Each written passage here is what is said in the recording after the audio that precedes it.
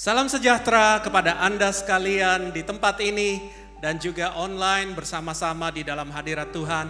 Selamat datang di ibadah Natal Gereja Mawar Sharon Surabaya. Atas nama keluarga besar Gereja Mawar Sharon Surabaya, saya ucapkan selamat hari Natal kepada setiap Anda yang kami sangat kasihi. Welcome home for Christmas. Setiap Anda sangat berharga bagi Tuhan. Dan bagi kami di Gereja Mawar Sharon Surabaya, ibadah Natal adalah lebih daripada acara perayaan. Ibadah Natal ini adalah kesempatan untuk mengalami dengan nyata Kristus lahir bagi kita. Immanuel, Tuhan beserta kita. Immanuel, Tuhan akan lahir dalam hatimu. Immanuel, hadirat Allah memenuhi dimanapun Anda berada. Mari masuk dalam hadiratnya, mari siapkan hati kita. Mari kita berdoa. Terima kasih Tuhan, karena kami tahu saat kami berkumpul di dalam nama-Mu, kuasa-Mu dan kasih-Mu tidak terbatas. Dan saat kami mencari firman-Mu berkata, kami akan menemukan. Dan saat kami memanggil nama-Mu, Engkau akan datang dekat bagi kami. Hari ini kami rindu untuk merayakan kebaikan-Mu, tapi lebih daripada itu kami rindu untuk mengenal Engkau lebih lagi. Terima kasih Tuhan Yesus untuk Natal. Engkau datang, Engkau Immanuel, bekerjalah dalam hidup kami. Biarlah nama-Mu dipermuliakan, kami masuk dalam hadirat-Mu. Di dalam nama Yesus, semua yang percaya berkata, amin.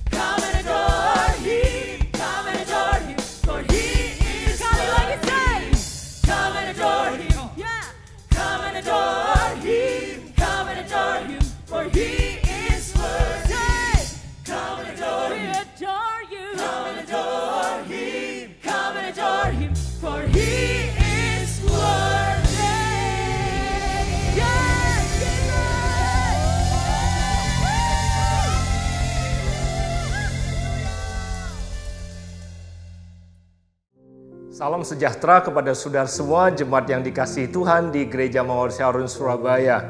Saya senang sekali pada kesempatan yang berbahagia ini pada saat kita semua bersama-sama merayakan Natal, kelahiran Kristus bagi umat manusia. Di tengah-tengah perayaan ini saya memiliki kesempatan untuk melayani saudara, membagikan firman Tuhan kepada saudara. Saya berdoa bahwa firman ini akan menemukan saudara dalam keadaan baik, terlepas dari apapun kondisi yang sudah kita lewati selama tahun 2020 ini. Saya berdoa supaya damai daripada Natal yang sedang kita rayakan ini dapat menghampiri dan hadir di dalam rumah tangga dan kehidupan saudara masing-masing.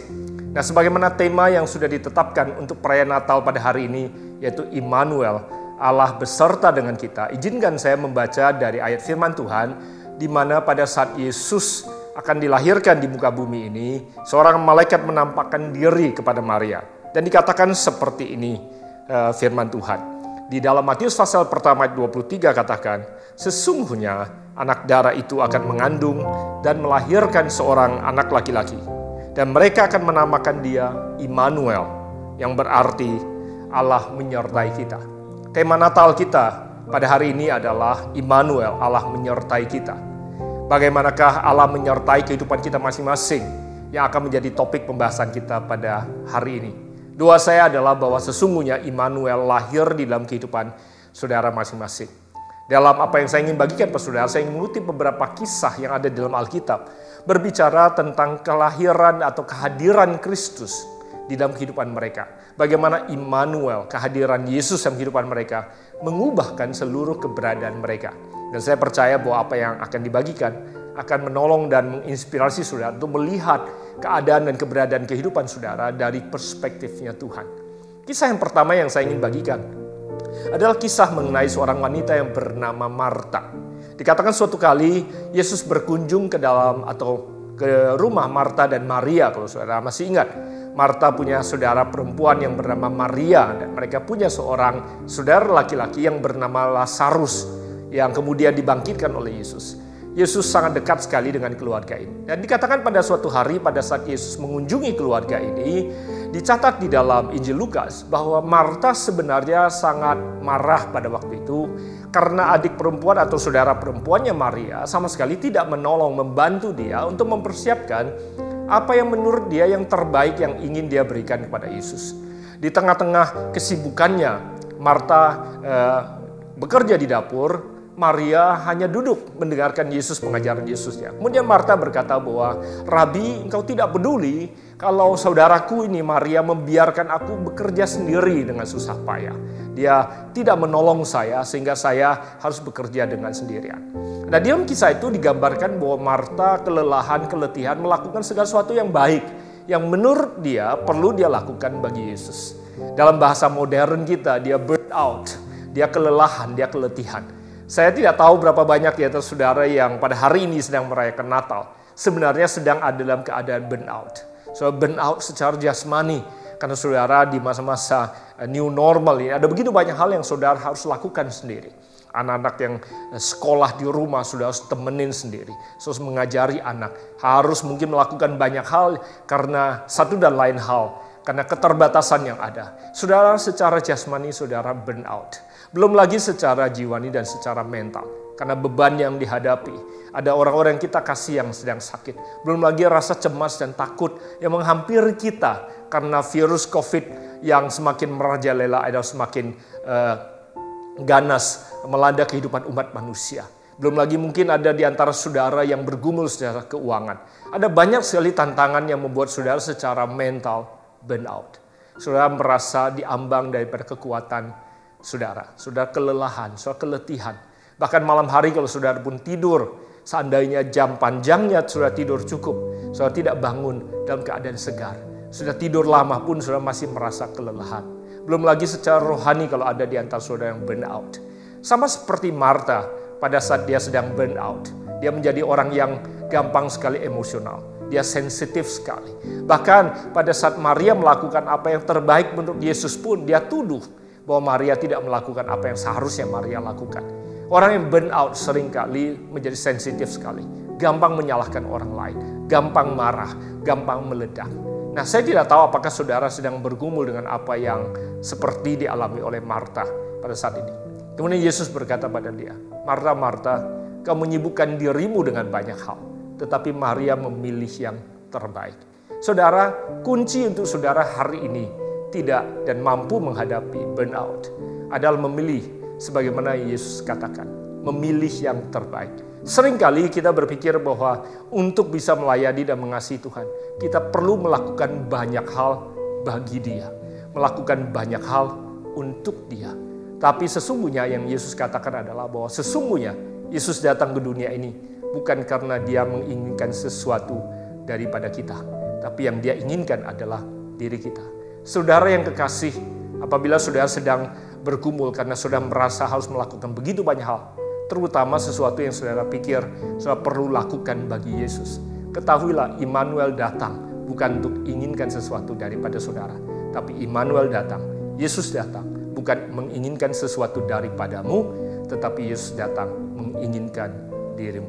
Hari ini hadiah yang terbaik yang dapat saudara persembahkan pada Kristus adalah dirimu sendiri. Pada saat engkau menyerahkan dirimu, memberikan dirimu pada Dia, maka saya percaya damai daripada Natal, kehadiran Dia dapat meneduhkan badai dalam kehidupan saudara, dapat memulihkan kelelahan dan keletihan dalam jiwa dan batinmu, dan Dia dapat memberikan kekuatan yang kau butuhkan. Itu kisah yang pertama yang saya ingin bagikan kepada saudara. Kisah kedua dan berikutnya yang saya ingin bagikan adalah mengenai seseorang yang bernama Zakheus. Kalau sudah tahu bahwa Zakheus adalah seorang pemungut cukai yang tinggal di kota Jericho. Jericho bukan kota yang terlalu kecil, tapi juga bukan kota yang sangat besar. Dikatakan suatu kali pada waktu Yesus hadir datang berkunjung ke kota Jericho, ada begitu banyak orang yang ingin berkenalan dan mendengarkan Dia. Karena Dia adalah seorang pengajar, seorang rabi yang sangat populer pada saat itu. Dikatakan pada saat Yesus berkunjung ke kota Jericho, berbondong-bondong orang ingin menghampiri Dia dan ingin mendatangi Dia. Semua orang ingin mengundang prominent speaker atau nabi atau rabi yang terkenal ini ke rumah mereka. Dan di tengah-tengah kerumunan dan orang banyak yang tinggal di kota Jericho, Zakheus juga punya kerinduan yang sama.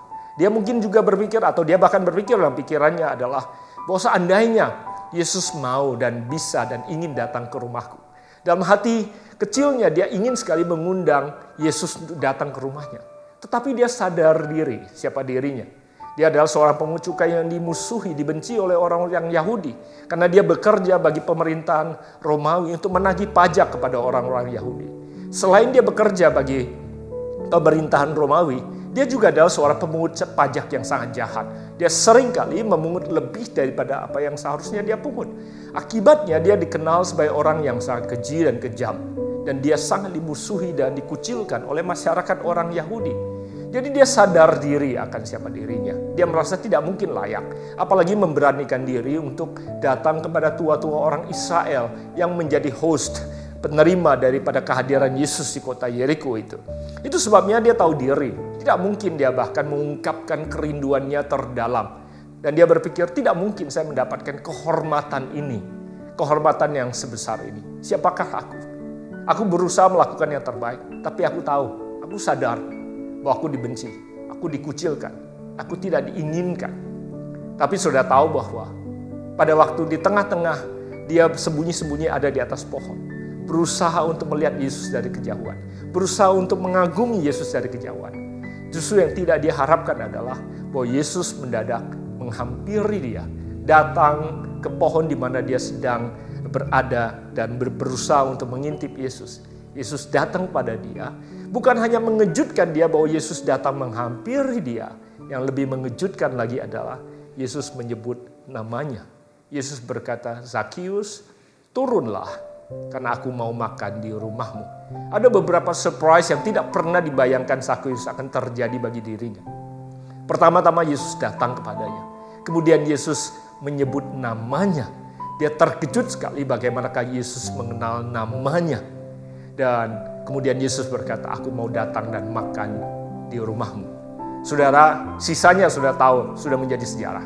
Yesus tidak berkhotbah, Yesus tidak melakukan seminar, Yesus tidak menceramahi dia. Pada waktu Yesus sedang makan, tiba-tiba Zakheus bertobat. Dia membuka hatinya, membuka dirinya. dan bahkan berjanji kepada Yesus untuk perubahan yang akan terjadi dalam kehidupannya. Dia berkata, aku akan kembalikan 4 kali lipat semua orang yang pernah aku ambil lebih daripada kehidupannya, dan separuh daripada kekayaanku aku akan sumbangkan bagi mereka yang membutuhkan. Ada sebuah transformasi kehidupan yang sangat luar biasa pada saat Immanuel hadir dalam kehidupan seseorang yang merasa tidak layak.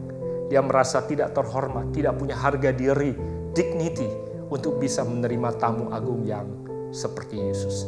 Saudara, saya tidak tahu siapa di antara saudara yang sedang mendengarkan saya, yang sedang merasakan seperti apa yang Zakius rasakan. Saudara mungkin merasa tidak layak karena apa yang saudara lakukan. Saudara mungkin merasa tidak layak untuk menerima surga dan hadiah surga yang begitu luar biasa. Apalagi berani yakin bahwa surga mengenal namamu. Tidak mungkinlah Tuhan kenal siapa saya. Saya mau beritahu saudara, dia bukan hanya tahu namamu. Immanuel bukan hanya tahu namamu. Immanuel bahkan tahu sejumlah rambut yang ada di kepalamu. Yesus kenal siapa engkau, bahkan lebih daripada engkau mengenal dirimu sendiri. Sama seperti dia menghampiri Zakius. Hari ini Immanuel, Allah beserta dengan kita, ingin menghampiri saudara dan sedang menghampiri saudara. Dan dia sedang memanggil dan menyebut nama saudara. Demikian juga dia ingin tinggal dan datang dan hadir di rumah tangga dan kehidupan saudara semua. Kisah yang mirip seperti apa yang dialami oleh Zakius adalah seseorang yang tertangkap basah. Seorang wanita yang tertangkap basah pada saat dia sedang berzina. Dikatakan pagi-pagi hari wanita itu diseret ke bait suci di mana Yesus sedang mengajar. Dan kemudian mereka mengingatkan Yesus akan hukum yang berlaku. Dikatakan bahwa wanita yang seperti itu memang seharusnya menurut hukum yang berlaku dia rajam dengan batu sampai mati. Sudah tahu bahwa Injil mencatat bahwa Yesus kemudian membungkukkan badannya di atas pasir. Dan sambil dia menulis kemudian dia berkata, apabila ada di antara saudara yang tidak berdosa, hendaklah dia yang melemparkan batu yang pertama. Yesus sama sekali tidak menghapuskan hukum dan peraturan yang berlaku. Yesus sama sekali juga tidak menyangkali kesalahan dan dosa yang sudah dilakukan oleh wanita ini. Yesus sama sekali tidak menyangkali rasa malu yang sedang diperhadapkan kepada wanita ini oleh orang banyak. Tapi yang Yesus katakan adalah, apabila ada di antara kalian yang merasa lebih baik dan tidak berdosa, yang merasa layak untuk pantas menghakimi wanita ini, hendaklah engkau yang melakukannya dengan melemparkan batu yang pertama. Sudah tahu Alkitab punya mencatat satu persatu dari yang paling tua hingga yang paling muda. Mereka kemudian meninggalkan tempat itu. Karena memang sesungguhnya tidak ada seorang pun di antara mereka, di tengah-tengah mereka yang tidak berdosa, yang sesungguhnya layak untuk memberikan penghakiman sebagaimana yang dikatakan oleh perintah atau hukum yang berlaku. Kemudian setelah semua orang pergi, Yesus bertanya pada wanita ini, di manakah mereka semua? Wanita kemudian berkata, mereka semua pergi, tidak ada seorang pun yang tersisa. Yang menakjubkan adalah Yesus kemudian berkata, demikian juga aku tidak akan menghukum engkau. Itu sebabnya pulanglah, janganlah berbuat dosa lagi. Saudara, dari semua yang ada, yang satu-satunya pribadi yang sebenarnya berhak untuk menghukum kita dan menjatuhkan hukuman bagi kita adalah Yesus sendiri, Immanuel. Tapi Yesus berkata, aku pun tidak akan menghukum engkau. Dengan kata lain, Yesus menurunkan dirinya sendiri ke derajat sebagaimana kita berada. Kita manusia yang berdosa. Berapa sering saudara dan saya juga merasa bahwa sesungguhnya karena apa yang kita lakukan, kita semua layak dan pantas untuk dihukum. Tidakkah saudara dan saya seringkali merasakan bahwa kita begitu malu, begitu bodoh atas apa yang kita lakukan. Seharusnya kesulitan tantangan yang sedang kita hadapi sudah selayaknya kita terima. Saya yakin itu yang dirasakan oleh wanita yang tertangkap basah pada pagi hari itu sedang melakukan perzinahan. Tetapi pada waktu begitu banyak orang dan dunia sedang menghakimi dia, Yesus berusaha menyadarkan mereka yang ingin menghakimi wanita ini. Menyadarkan pada mereka bahwa tidak seorang pun di antara mereka yang lebih baik daripada wanita itu. Dan bukan hanya menyadarkan kepada dunia akan keberadaan dunia akan dosa. Yesus sendiri menurunkan dirinya sendiri dan berkata bahwa aku pun sama seperti engkau dan aku tidak menghakimi engkau. Saudara, Immanuel hari ini ada bersama dengan kita. Apapun yang sudah engkau lakukan, apapun yang pernah engkau lakukan, apapun yang membebani engkau, membuat engkau merasa malu, merasa tidak layak, merasa pantas menerima konsekuensi daripada apa yang kau alami dan sedang kau jalani hari ini. Dengarkanlah firman Tuhan. Ketahuilah bahwa Yesus telah menyerahkan dirinya bagi kita. Dia yang seharusnya layak untuk menjatuhkan hukuman bagi kita pun tidak melakukannya. Bahkan dia membela kita dan berkata pada kita, bangkitlah, janganlah berbuat dosa lagi. Jalankanlah kehidupanmu, karena pengampunan itu sudah ada. Saudara kekasih, saya tidak tahu apa yang kau butuhkan pada hari ini. Ada di antara saudara yang sedang burn out, membutuhkan kehadirannya dalam kehidupan saudara. Ada yang saudara merasa tidak terhormat, sudah butuh harga diri and honor in your life untuk dibangkitkan dan dipulihkan kembali. Saudara perlu pengampunan sebagaimana wanita yang tertangkap basah ini. Apapun yang kau butuhkan hari ini, inilah saat yang paling tepat untuk engkau membuka hati dan membuka hidupmu untuk mengundang Immanuel datang ke dalam kehidupanmu.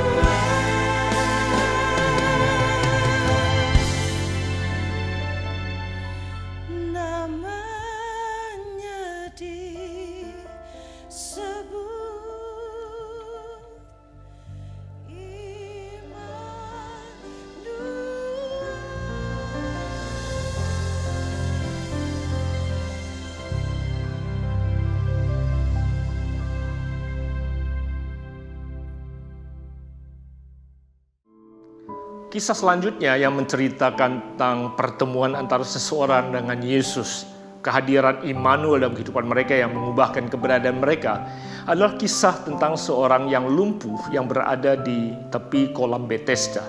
Kisah ini dicatat di Yohanes pasal ke-5 kalau sudah tertarik untuk membacanya. Dikatakan bahwa orang yang lumpuh ini sudah 38 tahun lamanya lumpuh dalam keadaan seperti itu. Dia selama itu ada di kolam Bethesda, sedang menantikan mujizat kesembuhan datang dalam kehidupannya. Karena setiap kali kalau air kolam itu digoncangkan, karena ada malaikat yang turun ke dalamnya, maka orang pertama siapapun dia yang akan masuk ke dalam kolam itu akan mengalami kesembuhan, mujizat kesembuhan. Dan selama bertahun-tahun, orang lumpuh ini menyaksikan bagaimana kuasa dan mujizat Tuhan bekerja bagi banyak orang. Ada banyak orang yang buta, ada banyak orang yang pincang yang sudah disembuhkan, dan bahkan banyak orang lumpuh mungkin sebayanya dan seperti dia disembuhkan di kolam Bethesda itu. Dia penuh dengan iman dan keinginan dia untuk disembuhkan, kerinduan dia untuk disembuhkan. Tapi setelah 38 tahun dia ada di tempat itu, berusaha untuk mengalami kuasa dan mujizat Tuhan. Pada waktu Yesus bertemu dengan dia, saudara kalau membaca, saudara dapat menemukan bahwa orang ini merasa bukan hanya burn out menurut saya secara jasmani dan secara emosional. Secara rohani juga, sepertinya dia sudah patah semangat dan kehilangan pengharapan. Nah, pada waktu saya pernah berbagi dengan gereja firman Tuhan ini, saya katakan bahwa sebenarnya orang ini tidak kehilangan imannya sebagaimana banyak orang percaya. Kalau dia kehilangan iman percaya kepada kuasa dan mujizat Tuhan, pasti dia tidak lagi bertahan ada di kolam itu. Namun yang menjadi tantangan daripada pria ini adalah walaupun dia punya iman, dia percaya Tuhan bisa menyembuhkan. Hanya saja pergumulan dia adalah dia sudah patah semangat dan kehilangan pengharapan. Saya temukan ada banyak sekali orang yang masih beriman percaya pada Tuhan. Masih rutin mungkin gereja, masih berdoa. Tetapi kalau mereka mau jujur di dalam hati mereka yang paling dalam, mereka sudah patah semangat dan kehilangan pengharapan. Pada Yesus bertanya pada pria ini, maukah engkau sembuh? Jawaban dia bukan ya atau tidak. Jawaban dia adalah bukan gak mau, tetapi gak bisa. Gak ada orang yang mau membantu.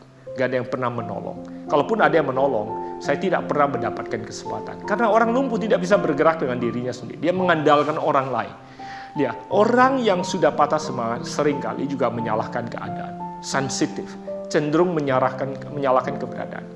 Mungkin dalam doanya dia juga berkata, aku percaya sih kuasamu bisa menyembuhkan. Aku sudah melihat banyak orang sembuh. Hanya saja, kesembuhan itu tidak terjadi pada diriku. Yang dia kehilangan adalah pengharapannya. Pengharapan adalah keputusan kita untuk bertindak. Saudara, saya pernah katakan bahwa helplessness is a condition, but hopelessness is a decision. Tidak berdaya adalah keberadaan kita, tetapi berputus asa adalah keputusan. Saya tahu ada banyak di antara saudara yang pada hari ini juga mengalami keberadaan ketidakberdayaan, mungkin mirip dengan pria yang sudah lumpuh 38 tahun. Saat keuangan kau tidak berdaya. Saat pekerjaan kau tidak berdaya. Dalam pernikahanmu mungkin kau merasa tidak berdaya. Menghadapi anak-anakmu kau tidak berdaya. Menatap masa depan kau merasa tidak berdaya, helpless. Karena beban yang begitu besar, sementara kekuatan yang kau miliki begitu kecil. Saudara, kita bisa merasa tidak berdaya.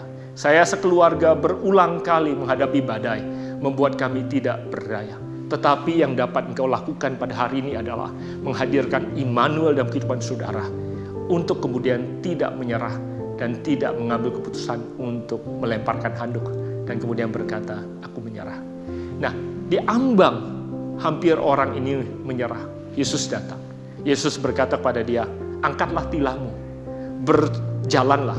Atau dengan kata lain Yesus berkata, cobalah sekali lagi untuk kau melakukan apa yang mungkin sudah bertahun-tahun engkau coba tetapi gagal. Saudara, saya yakin dalam 30 tahun atau 38 tahun pengalaman kehidupan pria ini sudah berulang kali dia mencoba bangun, namun gagal. Tapi pada hari itu, pada saat di mana dia bertemu dengan Yesus, dia mengambil keputusan untuk tidak akan menyerah. Dan dia berusaha dan mencoba lagi. Dan pada saat dia mencoba lagi, keputusan untuk bertindak, karena iman tanpa perbuatan mati.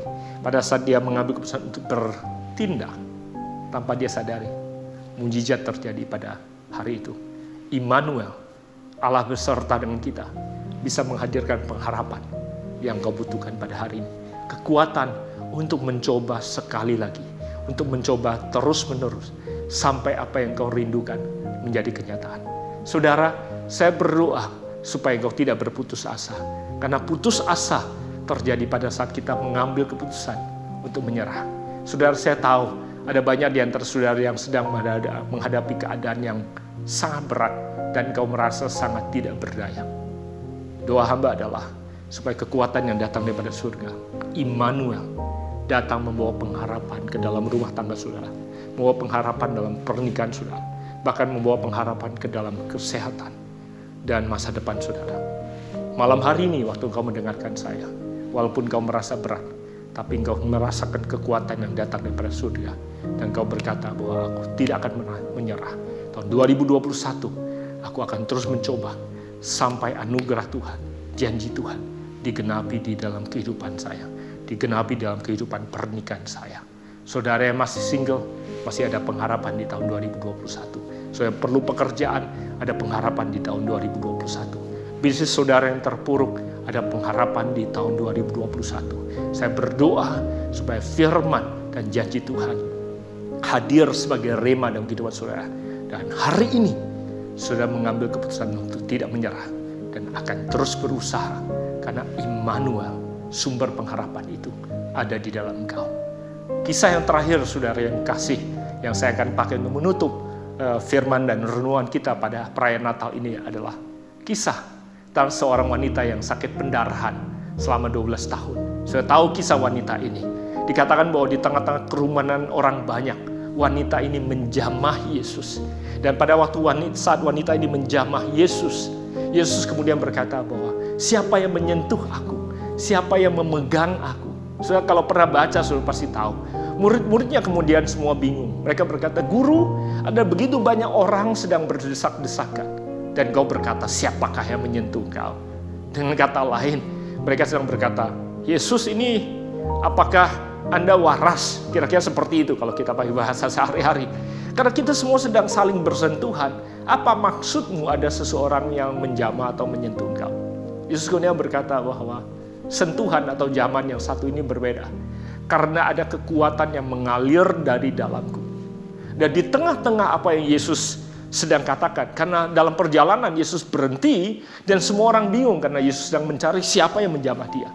Kemudian di tengah-tengah kerumunan orang banyak, ada seorang wanita yang kemudian dengan beraninya mengaku atau terpaksa memberanikan diri untuk mengaku bahwa itu aku, guru, yang menjamah engkau. Sudah tahu bahwa kalau waktu itu dia tidak mengalami mujizat dan sembuh, konsekuensinya wanita itu bisa dirajam dengan batu dan hukuman mati sebenarnya.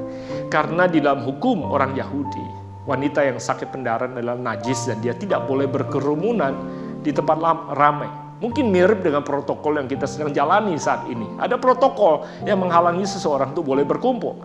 Dan bagi seorang yang sakit pendarahan itu adalah sesuatu yang tabu karena dia najis. Tapi kemudian dia dengan berani memberanikan diri dan berkata, aku yang menjamah engkau. Dan sekaligus dia kemudian bersaksi. Dan kesaksian itulah yang dicatat. Apabila wanita itu tidak mengaku, maka catatan di Injil tentang mujizat ini tidak akan pernah ada. Kemudian pada saat kita mendengarkan kisah ini, pertanyaan saya adalah, apa yang membedakan sentuhan dan jamahan daripada orang banyak yang ada di sekitar Yesus dibandingkan sentuhan dan jamahan daripada wanita ini? Apa yang menyebabkan bahwa sentuhan wanita ini menghadirkan dan mengalirkan kekuatan kesembuhan dari dalam diri Yesus, menyembuhkan wanita ini, sementara begitu banyak orang yang lain yang menyentuh dan menjamah Yesus tidak mengalami apa-apa? Saudara, pelajaran ini, kisah ini dapat bisa menjadi berkat bagi saudara dan saya. Apabila saudara dalam keadaan memerlukan kuasa Tuhan untuk menjamah dan bekerja dalam kehidupan saudara. Saya tidak tahu apakah kesehatanmu yang memerlukan mujizat sama seperti wanita yang sakit pendarahan ini. Atau pernikahanmu, atau anak-anakmu, atau pekerjaanmu, atau masa depanmu. Apapun yang kau perlukan untuk kuasa Tuhan datang membangkitkan apa yang sedang kau gumuli. Maka apa yang dilakukan oleh wanita ini dapat menjadi inspirasi dan jalan keluar bagi saudara. Apabila pekerjaan saudara sedang mengalami kematian, bisnis saudara sedang mengalami kematian, atau rohani saudara sedang mengalami kematian, atau bahkan mungkin kesehatan saudara sedang dalam keadaan yang seperti itu. Kau butuh mujizat, lawatan kuasa Tuhan bekerja dalam kehidupan saudara. Saudara, apa yang dilakukan oleh wanita ini berbeda dengan orang-orang yang lain. Orang-orang yang lain menjamah Yesus hanya casually. Mereka menyentuh Yesus, berhubungan dengan Yesus. Sebagaimana banyak orang Kristen yang bersentuhan, berhubungan dengan Yesus casually. Bagi wanita ini berbeda karena Yesus adalah satu-satunya jalan dan satu-satunya pengharapan bagi dia pada saat itu. Saudara, pada saat saudara dalam keadaan di mana saudara frustasi dan depresi mungkin, karena saudara tidak lagi punya jalan keluar, saudara tidak punya pilihan, saudara tidak punya opsi, dan hanyalah Yesus Immanuel, satu-satunya jalan. Apabila saudara datang pada Yesus dengan komitmen dan tekad yang seperti itu, bagi pernikahan, bagi kesehatan, bagi masa depan, bagi kehidupan saudara. Apabila engkau datang kepada Yesus dengan tekad iman dan komitmen yang seperti ini, bahwa Tuhan hanya engkau satu-satunya dan cuma engkau dan hanya engkaulah aku gantungkan semua pengharapan dan jalan keluarku.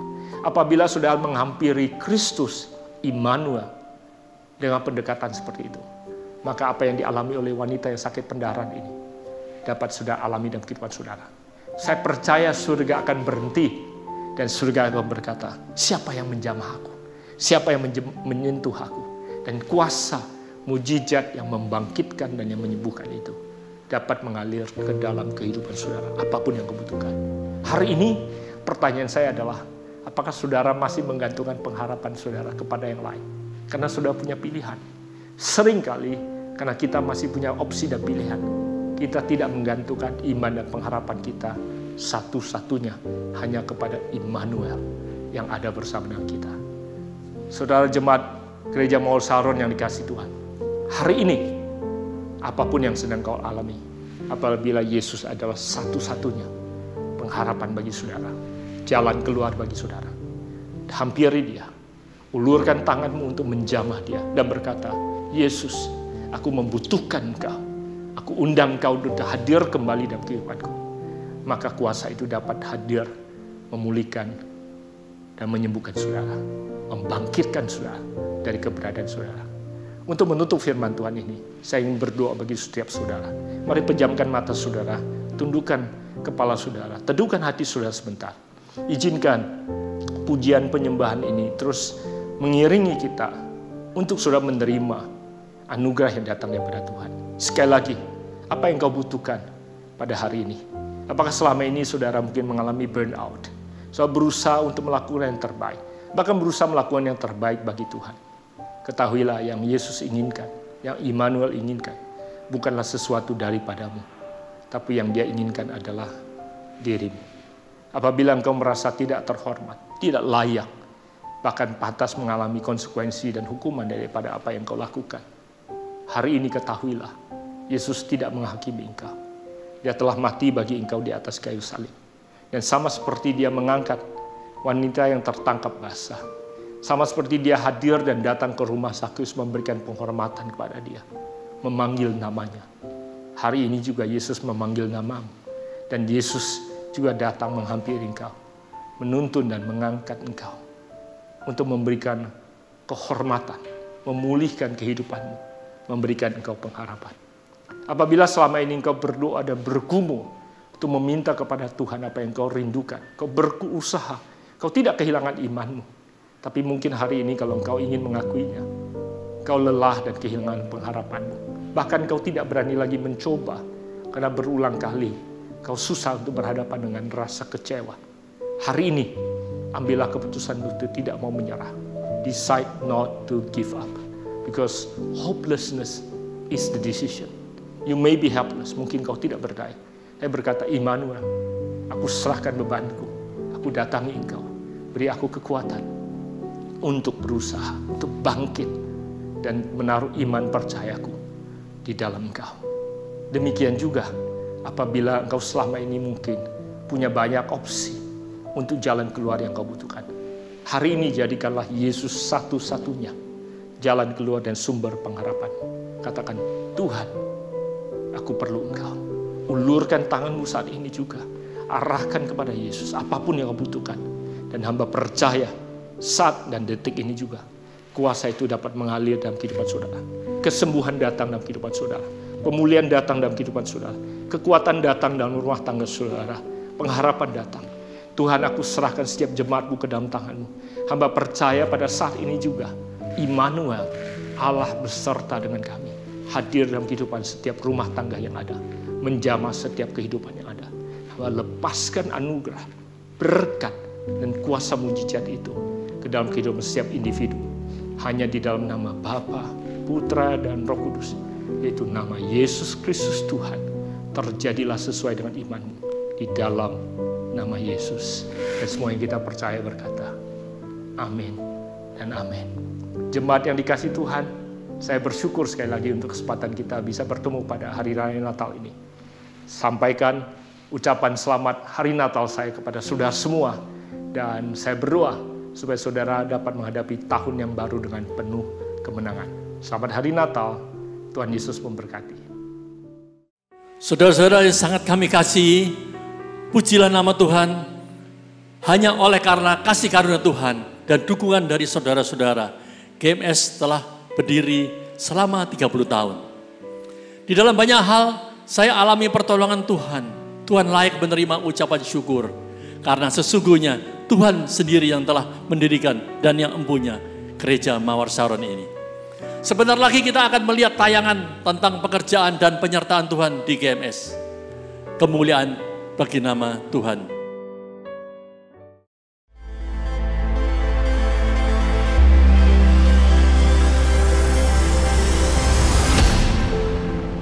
Berawal dari sebuah panggilan dan kerinduan yang diletakkan oleh Tuhan di hati hambanya, Yusuf Sutanto, dibentuklah sebuah persekutuan doa yang dari waktu ke waktu terus bertumbuh dan berkembang hingga menjadi Gereja Mawar Syaron seperti yang kita kenal saat ini. Tahun ini, Gereja Mawar Syaron berusia 30 tahun. Selama 3 dekade penuh, Tuhan membawa Gereja Mawar Syaron untuk melaksanakan misi Kristus di atas dunia, menjadi perpanjangan tangan kasih-Nya bagi yang membutuhkan dan menjadi dampak dalam lingkup yang semakin luas. Bukan karena kehebatan manusia, tetapi karena kemurahan Tuhan semata. Tuhan terima kasih kami boleh berada di Indonesia. Kami mau membawa bendera kerajaan surga dan kami sebagai anak bangsa, kami cinta Indonesia. Umat Tuhan dikuatkan untuk menjadi saksi Kristus. This is the time for change. Makin penuh dengan Roh Kudus, dipenuhi dengan kebenaran firman Tuhan. Maka pandemi juga tidak dapat memperlambat kegerakan gereja Tuhan. Orang Kristen, orang percaya, Paulus berkata harus punya tekad, harus punya kemauan yang kuat. Yang hebat itu Tuhannya. Kalau Tuhan bisa pakai Anda, Tuhan bisa pakai kita. Itu yang hebat, itu Tuhan. Dapati orang-orang yang menyembunyikan dosanya karena mereka tahu ketika mereka terbuka, mereka ada di tempat yang aman. Bangunan kehidupan kita haruslah Yesus Kristus. Jemaat Gereja Mawar Syaron Surabaya yang terkasih, marilah kita bersama-sama menatap masa depan dan bergandeng tangan dalam menyelesaikan panggilan Tuhan untuk menyuarakan kebenaran dan membawa kehidupan Kristus dimanapun kita berada. Mari senantiasa hidup dalam persekutuan yang semakin erat dengan Tuhan dan sesama, agar kita menjadi gereja Tuhan yang semakin dewasa, sehingga kita dapat mewariskan iman kita pada generasi yang akan datang. Maju terus Gereja Mawar Syaron.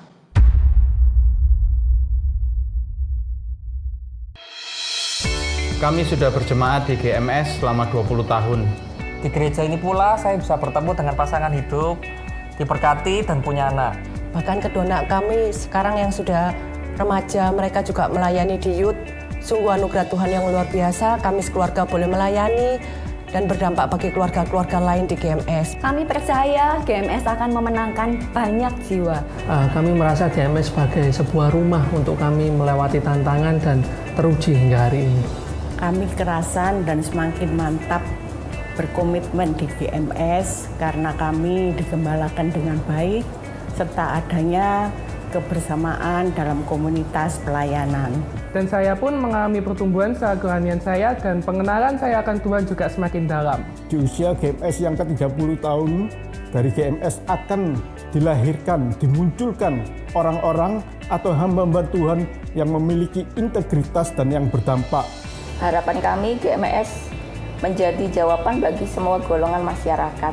Kami percaya Tuhan akan mencurahkan banyak karunia atas jemaat-jemaat GMS. Gereja Mawar Sharon semakin jadi berkat dan jadi terang ya. Semakin bertumbuh dan semakin berapi-api di dalam Tuhan. Happy birthday Gereja Mawar Sharon. Maju terus GMS. God bless GMS. We love you GMS. God bless GMS. Happy birthday GMS. Tuhan memberkati Gereja Mawar Sharon. Shalom, puji nama Tuhan.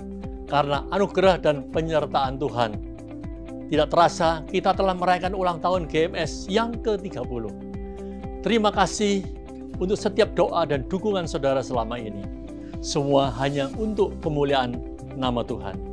Saya percaya di tahun-tahun yang akan datang, Tuhan akan membuat perubahan-perubahan yang lebih baik di semua bidang di GMS.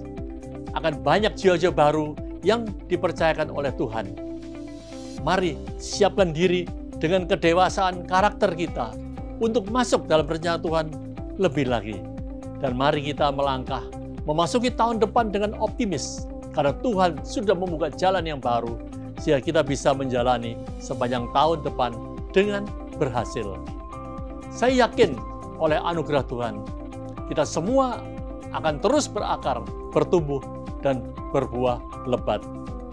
Selamat ulang tahun Gereja Mawar Sharon ke-30. Tuhan Yesus memberkati. Saya Jeffrey Rahmat dari Jakarta Praise Community Church ingin mengucapkan selamat ulang tahun yang ke-30 buat Gereja Mawar Sharon Surabaya. 30 tahun sudah. Selamat ulang tahun untuk GMS 30 tahun. Tuhan memberkati, Tuhan menyertai. Saya percaya bahwa selama 30 tahun ini Tuhan berkarya luar biasa dan Dia akan terus berkarya lebih luar biasa lagi untuk berpuluh-puluh tahun yang akan datang. Tuhan terus melindungi Pak Yusuf dan Bu Yusuf dan semua all the pastors yang ada di Gereja Mawar Sharon. To Pastor Yusuf, Ibu Yusuf, the pastors and the congregation of Gereja Mawar Sharon. Saya percaya sukses buat Pak Pastor Yusuf dan Pastor Caleb untuk terus maju, terus bergerak dalam dinamika Tuhan. Karena itu mari kita maju bersama-sama, bersama dengan Kristus lakukan perkara yang besar. Dan saya juga berdoa supaya Tuhan terus memakai kalian dengan lebih lagi, supaya kalian terus berbuah lebat dan semakin menjadi sehat, bertumbuh, dan berkembang. Happy birthday, selamat ulang tahun Gereja Mawar Sharon Surabaya. We are so happy for you. Happy 30th anniversary. We love you. Happy 30th anniversary to you all. Tuhan Yesus memberkati. Amin.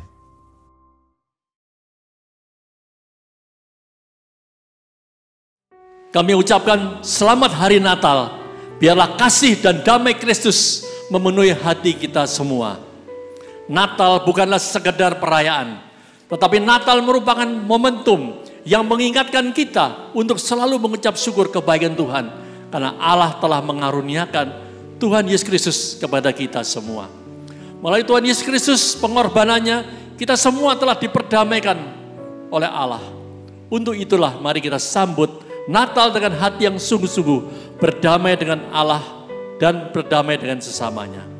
Izinkan Kristus masuk ke dalam hati kita, membentuk dan mengubah kita dari hidup yang lama menjadi ciptaan yang baru, yang berakar dan bertumbuh di dalam Kristus dan berbuah lebat bagi kemuliaan dan hormat Allah Bapa.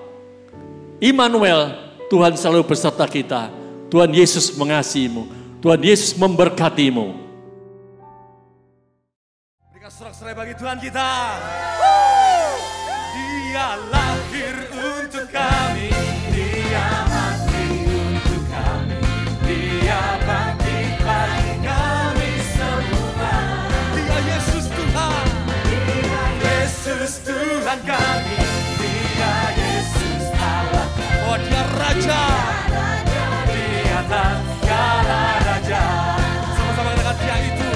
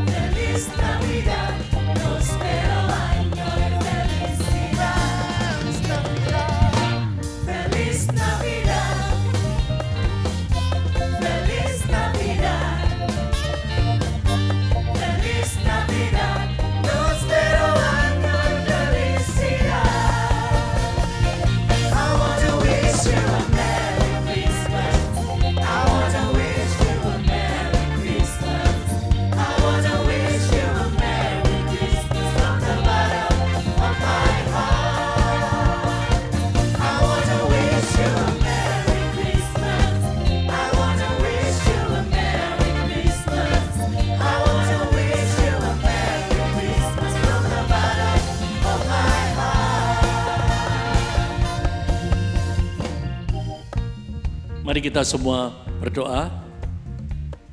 Tuhan, kami mengucap syukur, berterima kasih untuk teladan yang Engkau nyatakan. Sehingga Engkau mau datang untuk menyelamatkan kami. Immanuel, Tuhan beserta dengan kita selalu.